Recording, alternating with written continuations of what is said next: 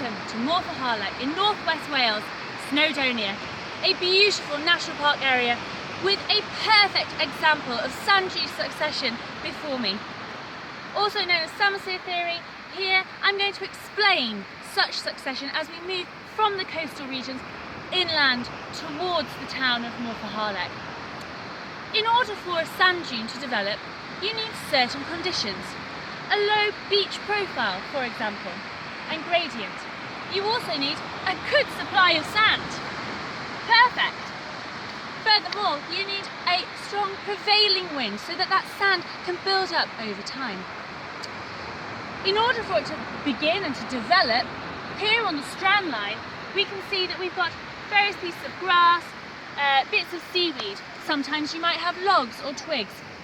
Other times, even something like a dead animal, such as a jellyfish, as we've seen today here on Morfa, is needed.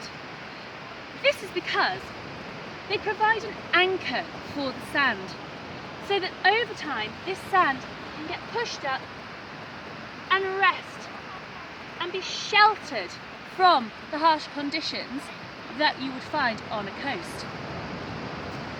Behind me are an example of the embryo dunes and then the foredunes. On embryo dunes, we start to see that the sand has been able to develop and actually stabilise over time due to such pioneer species as marram grass. Marram grass is an extremely tolerant, resistant plant that is able to withstand the harsher biotic and abiotic factors that we see before us. Biotic factors are living factors, such as humus content or indeed animal droppings. Abiotic factors are things that are non-living, such as wind and temperature. As we move further inland, we see that those biotic and abiotic factors become much more hospitable, much less hostile, and as a result, over time, we find that species diversity increases as we go inland. Once we get over the embryo dunes and the foredunes, we'll start to see that species diversity increase. More to come in a moment.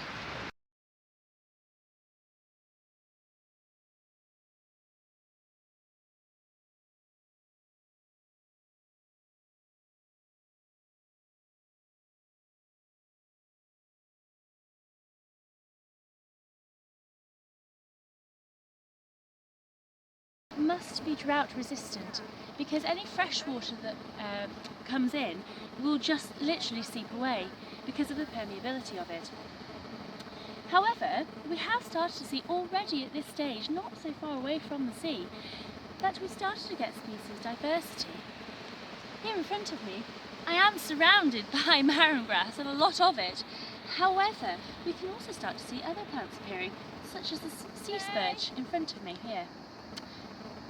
As we move further inland, this sandy soil will start to stabilise. The roots within these plants are already burrowing down and cementing that sand together so that more plants that are slightly less resistant can start to develop.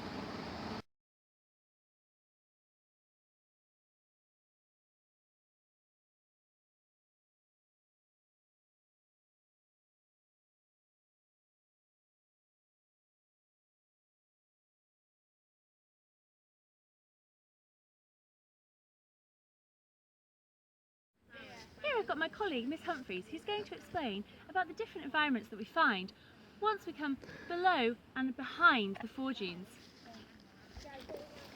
So, as you can see, coming closer so you can hear me, it's a lot more sheltered now. We don't have the wind and all the sea spray coming in. It's a lot more sheltered, it's a lot quieter. We've got the protection from this foredune here. So therefore, our plants are now in a much more homely environment. As you can see down here, we have a little yellow ragwort. So we're starting to see a lot more colour developing around our system here. We've got some brambles, and then if we just move over here, look, a thistle. In front of me is the foredunes towards the sea. However, As you can see as I pan round, the vegetation starts to change and the bare percentage cover of ground decreases.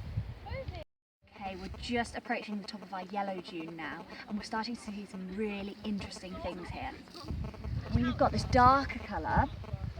This is some moss, and moss normally indicates that it's slightly wetter in content. So that means our infiltration rate now is decreasing. Everything is being absorbed. Any moisture that's falling, it's not going straight through like it was over at the embryo dunes and the fore dunes because it's really sandy. Now it's staying in the soil. So we're getting plants, more plants here actually, which are living because there's greater moisture content. What also, let me quickly show you one more thing. Right here, we've got evidence of animals. So therefore, they're able to live in these conditions and burrow in. I'm here on the yellow dune, and in front of me I've got some dune moss. Now, you'd be forgiven for thinking that actually this was rather dead. Fair enough. However, watch what's happening to this dune moss as I pour some water on it. What it will start to do, and you can just see it appearing now, is that it's starting to open up to allow that water to permeate into the actual moss itself. Because even here, there isn't that much humus content. It's still very high infiltration rates and pretty sandy. So they've got to try and keep in that water as much as possible. And look how it changes. It's gone from this dark brown colour to a green. And in 10 minutes, it will end up looking like this.